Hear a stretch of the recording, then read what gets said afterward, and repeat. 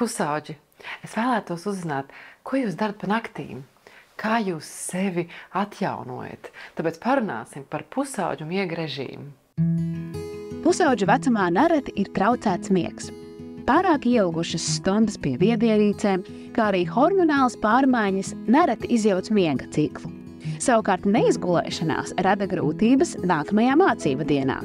Elizabete cieš no miega traucējumiem. Izmēģinātas dažādas viltības un pirmsmiega rituāli, taču varbūt pie vainas arī pati guļasvieta. Šodien dodamies meklēt atbildes pie miega speciālista un izvēlēsimies jaunu gultu, lai bezmiega naktis netraucētu mācībām un tīņu piesātinātajai ikdienas dzīvei. Pirms dažiem gadiem mēs epilepsijas un miegmedicīnas centrā veicām aptauju, kur uzrunājām vairāk nekā 1000 jauniešu. Tātad pusauģi no 12 līdz 19 gadu vecumam, 7. līdz 12. klases. Un izvērtējot to, cik viņi daudz guļ, mēs viņiem prasījām, cikos tu ej gulēt, cikos tu celies. Vismaz 40% jaunieši bija nepietiekams miega daudzums pēc tā, kas ir ieteikts. Tās būtu kaut kāds 8–10 stundas ikdienā. Pusauģu vecumā notiek ārkārtīgi daudz izmaiņu. Pirmkārt ir hormonālās izmaiņas, gan, teiksim, pubertāte, kas var ietekmēt miegu, gan arī melatonīna izmaiņas. Pusauģiem ir diezgan daudz dažādās mentālās veselības problēmas, trauksme, depresija, pieņemsim, viņi jūtas vieni, nesaprast, kas arī diezgan raksturīgs vecuma posmam, plus mēs skatāmies vēl nesenajos Covid laikos, bija ļoti spēcīgs tāds pastiprinošais faktors vai sākoties, teiksim, Krievijas iebrukumam Ukrainā, jā, dažādi ģeopolitiskie notikumi, bet pusauģi jau vispār tāda ievainojamākā sabiedrības daļa šiem mentālās veselības problēmām. Kā izvēlēties piemērotu gultu pusaudzim, lai miegs būtu ērts un pilnvērtīgs? Labdien! Skatos, jūs ieinteresēja gultiņa, matracīts. Jā, šī ir ļoti skaista. Jā. Sev vēlties gultu? Nē, mēs meklējam gultu jaunietei. Gultu nevienvietīgu, lielāku tādu, lai, ja gribās, lai kāds paguļ blakus, lai ir arī vieta pagulēt blakus. Jā. Ja grib, var arī gulēt zvaigznītē, lai ir ērti, lai nav iespēja izkrist. Jā. Naktī var grozīties un aktīvi, jā. Tāpēc mums interesē lielāka par vienvietīgo gultu. Labs vienvietīgs variants, tas ir sākot ar platumu 140. Aha.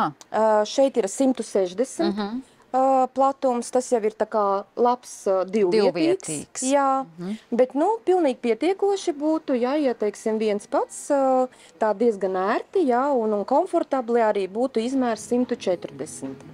Gultām ir arī paceļams mehānisms un veļas kaste ar ventilāciju, kas noderēs segu un spilvenu glabāšanai. Bet kā vislabāk izvēlēties matraci? Šis matracīts ir no premium klases.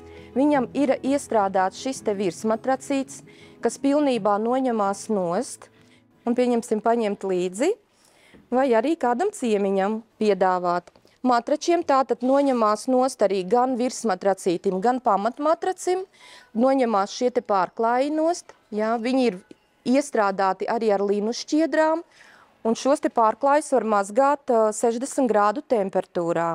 Viņi maksimāli arī atgrūž putekļu ērcītes. Šis matracis ir virsējā kārtiņa, kas ir, viņa nāk ar šo te Memospace efektu. Tātad matrača virsējai kārtiņai ir atmiņa.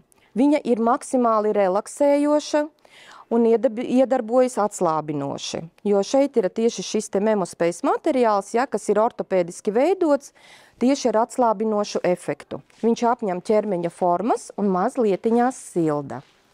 Tātad šis pēc uzbūves, ja, ir divu veidu poliuretāns, kas ir veidots kā pamatmatracītī, tad ir ventilējumā zona, lai ir gaisa caurlaidība liela, un pa virsu tātad nāk šis te iestrādātais virsmatracīts ar šo te relaksējošo, jā, Memospace efektu.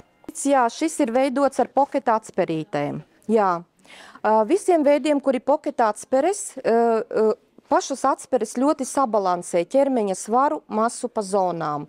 Un atspērēm, kur, kā saka, ir pocket, kas ir par pocket atspērēm matrači, viņiem ir ļoti liela gaisa caurlaidība.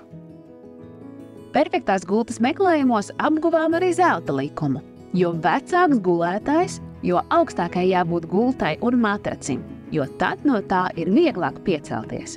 Tas šoreiz nebija tik aktuāli Elizabetei, tomēr noderēs, kad gultu nākamreiz dosies meklēt mamma ar tēti.